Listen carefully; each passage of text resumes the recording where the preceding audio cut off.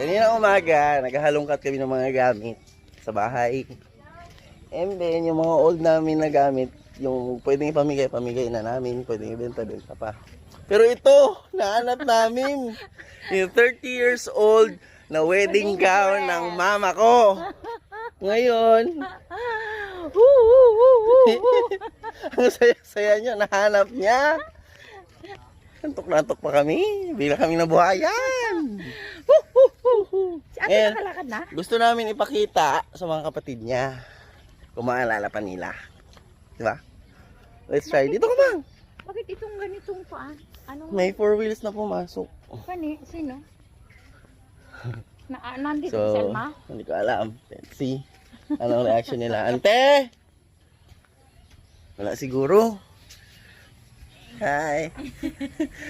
This is my wedding gown, 1989. So guys, gagawa tayo ng quick montage. Papakita ko yung gown ng mama ko. Wedding dress niya noong 1989. So, hanap tayong magandang spot. Here we go!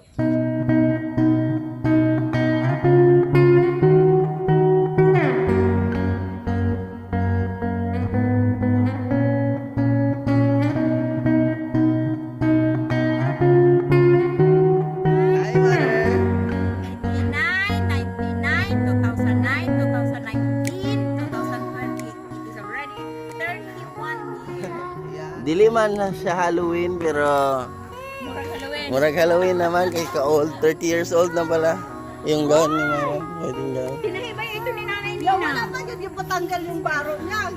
Oo.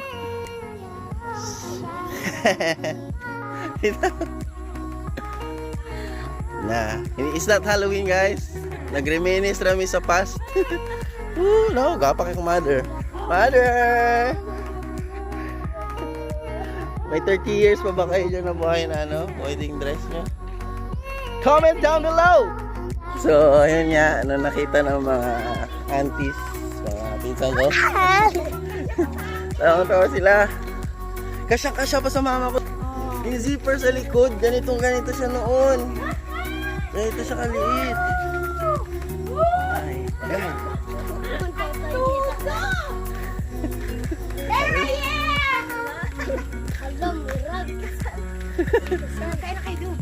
Kaya na daw kayo. Hi guys. Bye.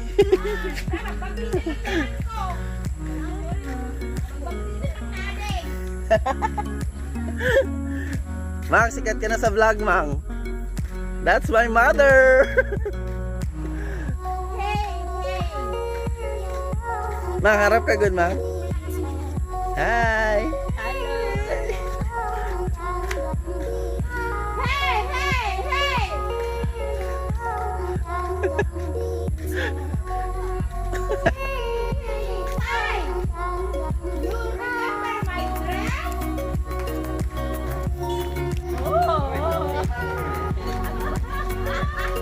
Tay, ano masabi mo? Talaga, Ha? talaga diyan nakabilib din.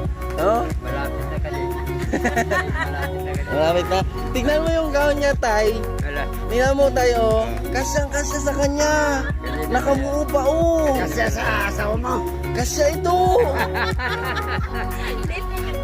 Ha? I-refurbish. So, sinong merong marunong mag-refurbish or mag-ayos ng gown para sa wedding? Kung kakasal na ako para sa babaeng papakasalan ko, help me guys, treat me. Libre nyo naman kami. Pwede naman to ayusin, di ba? No? So guys, see ya.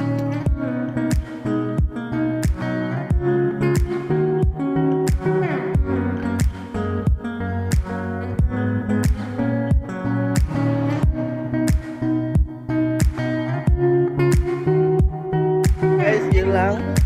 Just comment down below kung may kilala kayong mananahe na marunong mag-refurbish o mag-ayos ng wedding gown.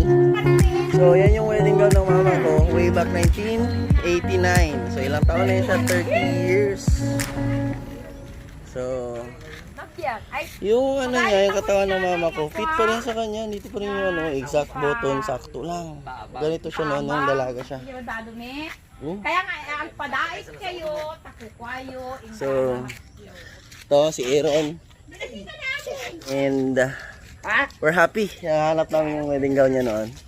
So guys, thank you for watching. See you in the next one. Peace out!